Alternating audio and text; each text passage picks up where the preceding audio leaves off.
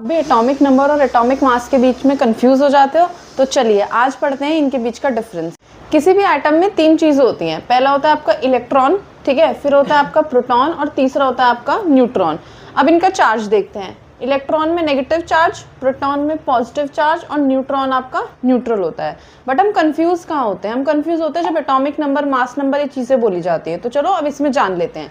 जब मैं बोलूँ सिर्फ प्रोटॉन्स, अगर मैं सिर्फ प्रोटॉन्स के बारे में बात कर रही हूँ तो ये होगा आपका एटॉमिक नंबर, और जिसको हम रिप्रेजेंट करते हैं Z सिंबल से, ठीक है। दूसरा आता है आपका, जब हम बात करेंगे मास नंबर, तो मास नंबर में आपको ध्यान रखना है, मास नंबर में आपके ये प्रोटॉन और ये न्यूट्रॉन, ये दोनों आएंगे।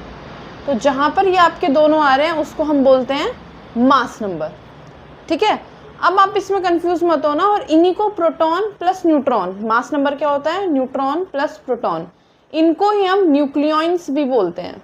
न्यूट्रल के लिए आपकी कंडीशन होगी कि जितने इलेक्ट्रॉन हैं उतने ही आपके प्रोटॉन होंगे, ठीक है।